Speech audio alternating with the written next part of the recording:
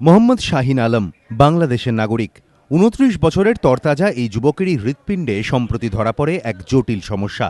তাঁর মহাধমনির কাছে শিরা ফুলে প্রায় বেলুনের আকার নিয়েছিল। অল্পদিনেই সেই সমস্যা প্রভাব ফেলতে শুরু করে শাহিনের স্বাভাবিক জীবনযাত্রায়। শুরু হয় শ্বাসকষ্ট। বছর দশেক আগেও একবার শাহিনের হৃৎপিণ্ডের ভালভের চিকিৎসা হয়েছে। ফলে এবার ফের একবার হৃৎপিণ্ডের কাটা ছেঁড়া ছিল রীতিমতো ঝুঁকিপূর্ণ। সুচিকিৎসার আশায় কলকাতায় এসে ৬ তারিখ তিনি ভর্তি হন মুকুন্দপুরের এক বেসরকারি হাসপাতালে। সেখানেই এক জটিল অস্ত্রোপচারে অবশেষে নিরাময় হয়েছে শাহিনের সমস্যা। পূর্বে 10 সালে একবার ভালভ চেঞ্জ করা হয়েছে। এইবার ভালভের উপরিভাগের একটা অ্যাওর্টিক শিরা, যেটা অ্যাওর্টিক রুট, ওইটা মোটা হয়ে গেছিল।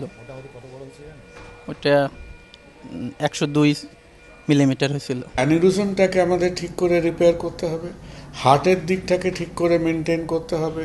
তার অলরেডি একটা ভ্যালভ রাখা ছিল, সেই ভ্যালভটাকে আবার বার করে আর একটা ডিফারেন্ট আমাদের আর্টিফিশিয়াল প্রস্থেসিস দিয়ে রিপেয়ার করা, এবং এই সমস্ত রিপেয়ার মধ্যে যাতে হার্টের দিকটা ঠিক থাকে, যাতে তার ব্রেনের দিকে কোনো ড্যামেজ না হয়, শরীরের অন্যান্য ব্লাড সাপ্লাইয়ের ওপর কোনো এফেক্ট না হয়।